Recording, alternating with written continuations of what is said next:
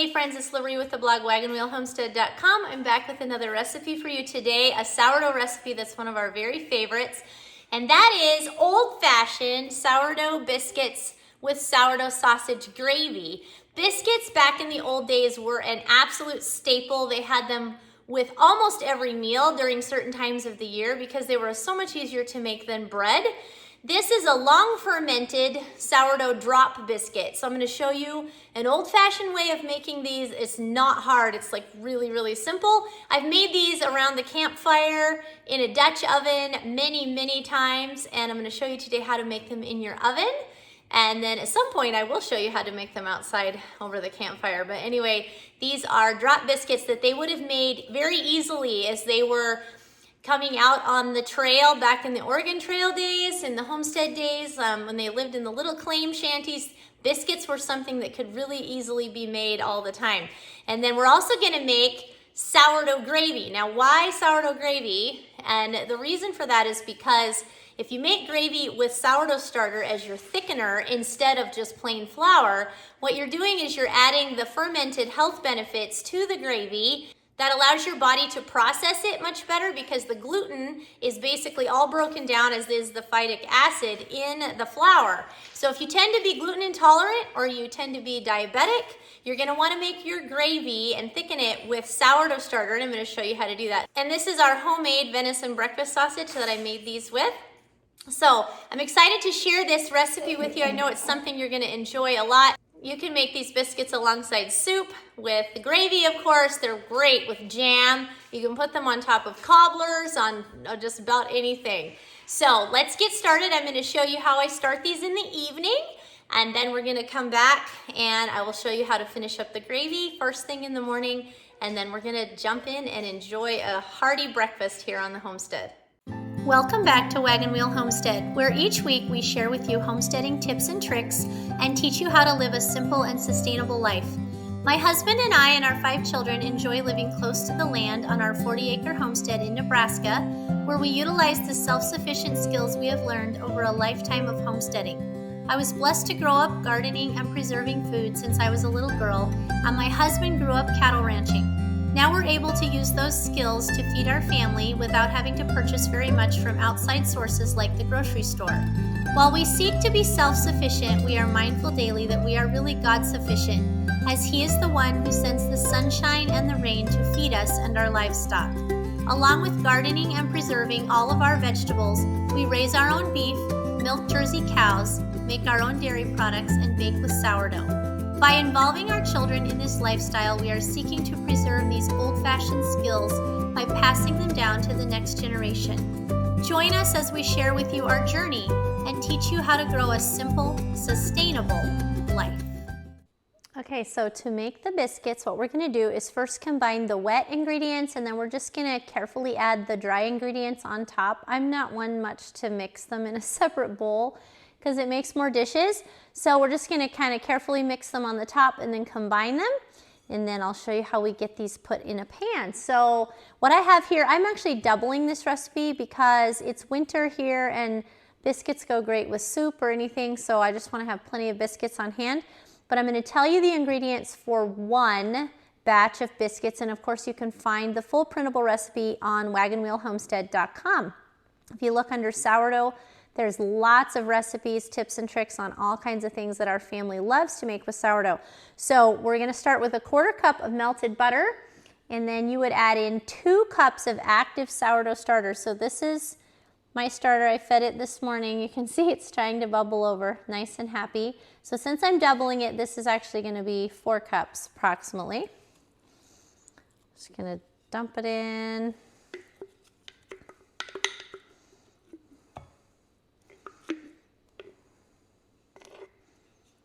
And back in the days when they, would have been traveling on the wagon trains or even living in a little claim shanty out on their homesteads, biscuits is something they made all the time, and it was very easy to mix up. This recipe, as I mentioned, is very similar to that.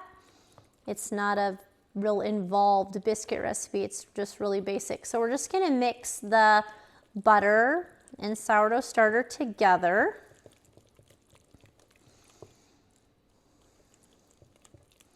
Then we're gonna add the flour. I'm just gonna use all-purpose flour. You could use bread flour if you have it. It just has a little more protein in it. It doesn't really matter. So you would add 2 cups of flour. I'm gonna add 4 cups. Then we're gonna add 3 tablespoons of sugar. This is optional. I like it. It gives it a little bit of a nice flavor. A couple teaspoons of salt.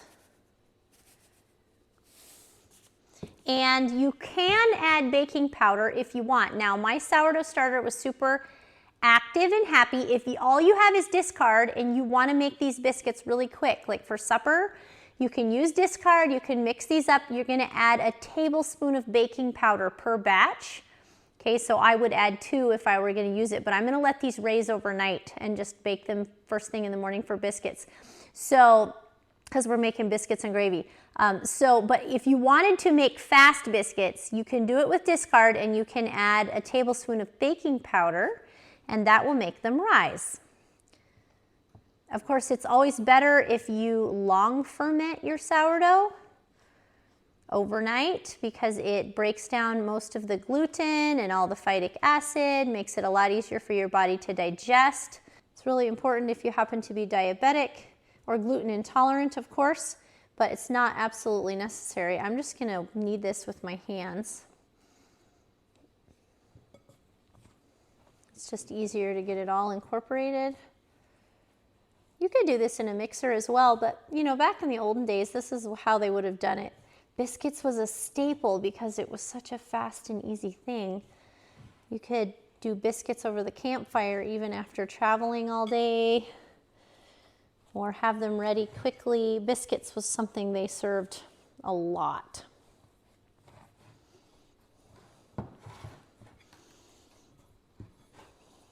And I'm just kneading it. You can dump it out on the counter and do this as well, but this just saves the mess. And depending on how hydrated your starter was, you may have to add like another couple tablespoons of water or another couple tablespoons of flour. Like it just depends. You know, back in the olden days also, they got to where they just knew how the dough felt. It's my goal to show you how to do that without having you right here in my kitchen. And so sometimes just know that it's going to take a little bit of trial and error at times, okay? But it's totally okay, because depending on how thick or thin your starter was depends on exactly how these biscuits and how this dough comes together. And I can see already it's going to need just a little bit more water. So I'm going to just get some of that. Just put it right here in my starter jar. Not too much. I'm just going to keep working the dough. You don't want to overwork biscuit dough for sure. But this is a little bit different. These are drop biscuits, so it's a little bit different than your traditional cutout biscuits, if you will. I've made these biscuits over the campfire when I used to cook for some brandings in the spring where we did everything over the campfire. So much fun. And so I've made these many, many times. And they're really fun to make. I am actually gonna dump this out because I probably added a tiny bit too much water. It's all good. Just add a little more flour, knead them in.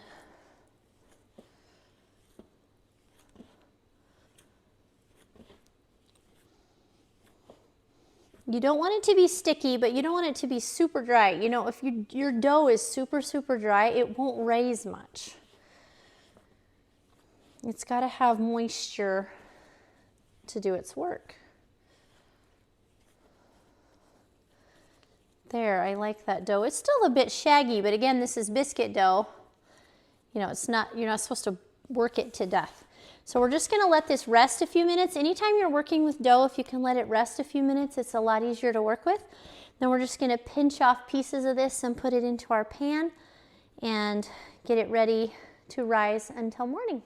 All right, it's been a few minutes. This is like a 17-inch, I think it is. cast iron skillet. If you don't have one of these, you can just, if you're doing one batch, probably like a 12-inch Dutch oven would be plenty. But again, I'm making a double batch and I have this great big pan and I love it so much. I've made these, you know, over the campfire, like I said, many, many times. By the way, if you're gonna make these over the campfire and it's cold, you're probably gonna wanna use the baking powder, because if they don't get warm enough, they're not gonna rise, okay? So I'm just greasing this pan here with a little bit of butter. And also, it's best if you do this over the fire, and I'll show you how to do that sometime. But if you do this over the fire, it's best if you use a Dutch oven with a lid. Okay, we're not gonna have to do that today because we are putting this in an oven. But when you bake in a Dutch oven, it makes it like an oven with the lid on top. So we're just pinching off dough. We're just gonna roll it into golf ball size pieces.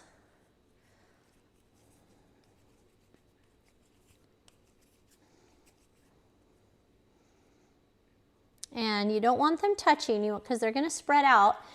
This is, you know, these are gonna be more of a traditional sourdough biscuit. So they're gonna grow and touch each other. Now, here's what I did. It's wintertime here, as I mentioned. It's a little bit cool in my kitchen. So here's what I did. I turned my oven on to 170, which is the lowest it'll go. And I actually didn't even let it heat up all the way, just probably like to 150. And I stuck this cast iron in there and I just got it warm. Okay, it's gonna hold heat for quite a while. And I'm just gonna put these biscuits in here. And what I'm actually gonna do, I shut the oven off then, you know, when it got to like 150. Shut it off, just left this in there while I mixed up the dough.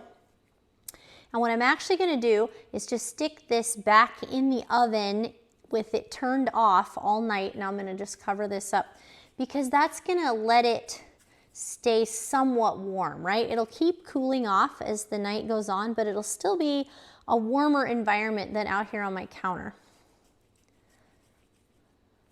And then I'll get up in the morning, I'll probably take it out of the oven, preheat the oven, and then start our gravy and bake the biscuits. It'll be a really simple, quick and easy breakfast. I try to do as many things the night before as I can to make breakfast prep simple and easy, especially on school days and all of that.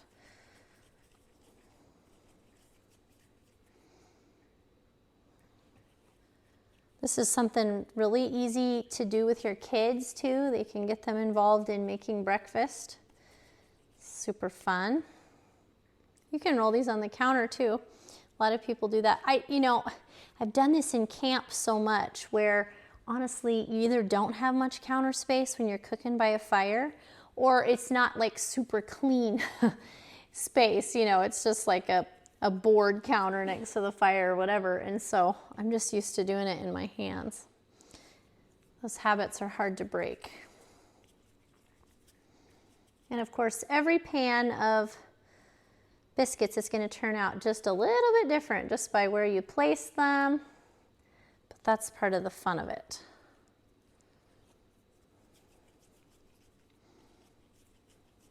I can smell the sourdough in the dough already. It smells so good.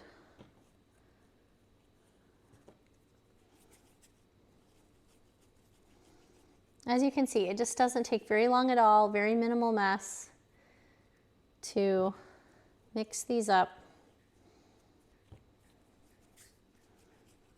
and get them ready for breakfast. You can do this in the morning too and then have it ready for soup, for supper. You know, even if you were away from the house all day, these can sit and rise while you're gone and then be ready to bake. So lots of different options. Okay. Do I have them evenly spaced? I think that's pretty good. That one's a little small, but it's okay. All right, I'm gonna cover these with a towel and stick them in the oven and leave the oven off, of course, but this is warm. This pan is warm. And in the morning, we're gonna bake these up. They're gonna be so yummy. I'll see you then. Show you our biscuits. Look how much they've risen overnight. They look beautiful. I actually just pulled them out of the oven about a half hour ago, turned on the oven to 375 and let it preheat. And now I'm gonna pop these in the oven and we're gonna get started on the gravy.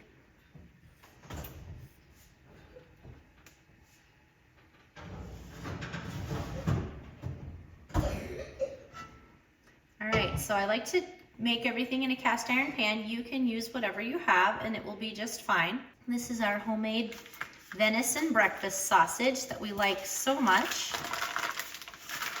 It's actually the only sausage that we use, but you can use whatever kind of sausage that you would like. We're gonna make a nice big batch of, got some of my stuff stuck to the edge here. Nice big batch of sausage gravy. It's better if you preheat your cast iron skillets first, but I guess I forgot, so it'll be fine. So I'm just gonna throw this sausage in here and we're gonna get it browned and then we're gonna add the ingredients for the gravy and we'll be ready to eat. I'm gonna set my timer on my oven for 15 minutes and we'll check the biscuits after that.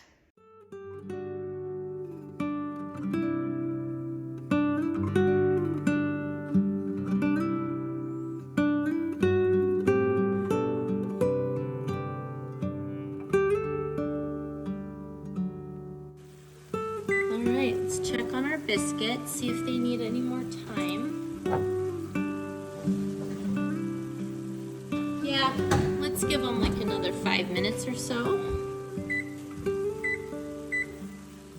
And the sausage is looking good. It's got just a little bit more to go to be fully browned. Then we're gonna mix up our gravy and we will be ready to eat.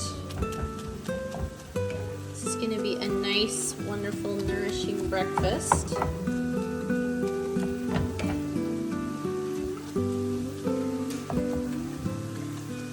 Grab some milk out of my milk fridge and then we'll be ready to go.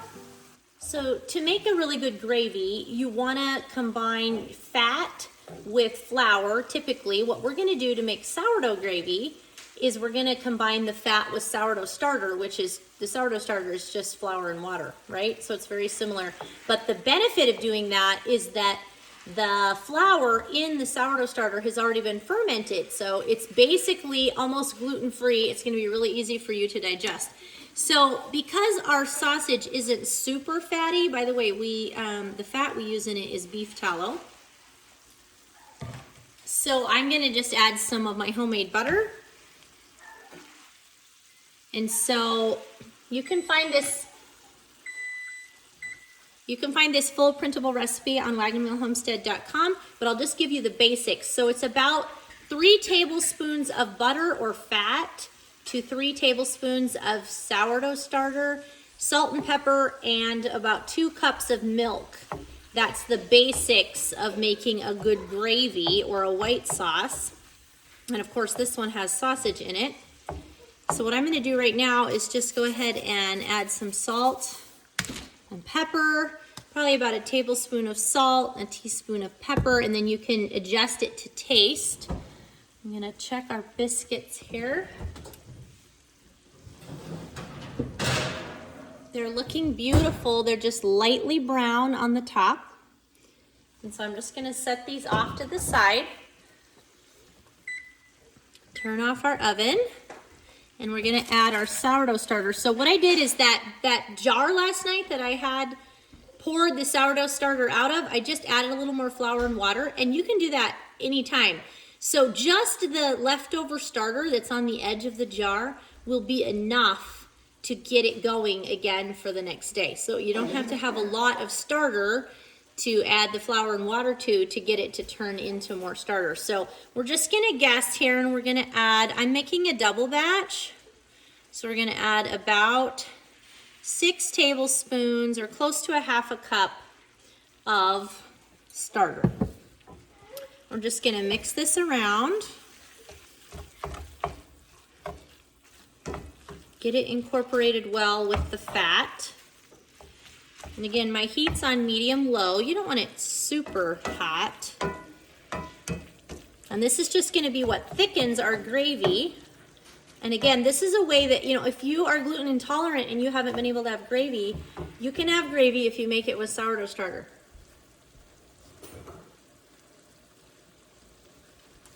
And then this is my milk from my Jersey cows. So because I'm making a double batch, I'm gonna use 4 cups of milk. And then you can always thin it down a little bit more if you'd like. But I find that that's usually perfect.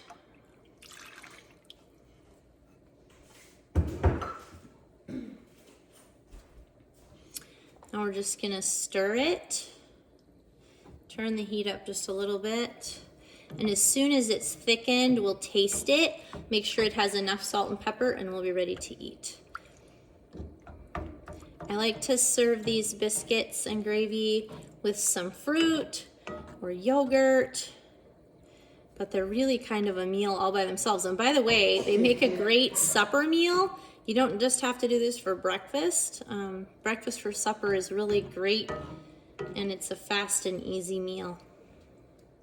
And by the way, if you want to make it vegetarian, you could just make this gravy without the sausage. It would turn out the same. You just use some kind of a fat like butter or even coconut oil. Add your sourdough starter and your salt and pepper. Get it nice and bubbly, and then add in your milk. You could even use non-dairy milk if you needed to do non-dairy. So there's lots of different options for making sourdough gravy. All right, I'm gonna watch this until it bubbles and then we'll finish it up. It's starting to bubble on the edges. I'm gonna go ahead and taste it and see what it needs for more salt and pepper. It actually tastes perfect.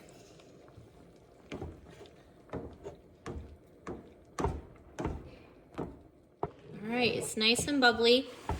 Now, again, depending on the thickness of your starter, if it was super thin, and by the way, that was just starter I fed last night, but discard works just fine for this because it's just the thickener. If it's super thin, you can add just a little bit more. You know, if your gravy's not thickening up like you want, just stir it in, or you can add a little bit more milk, however you want. Keep in mind, it's gonna continue to thicken as it cools.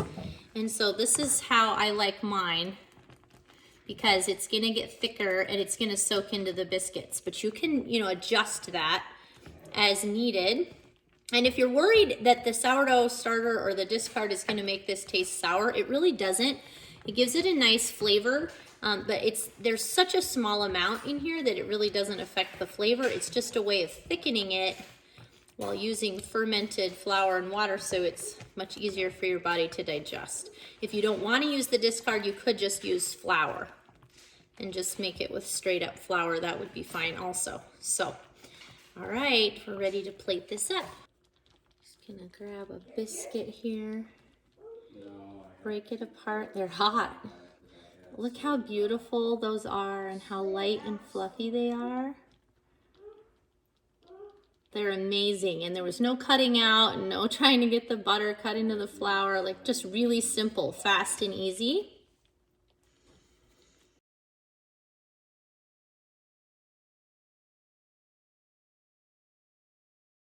Sourdough gravy right over the top. And there you go. Amazing from scratch, very simple breakfast. All right, we're gonna cut into these soft and fluffy biscuits.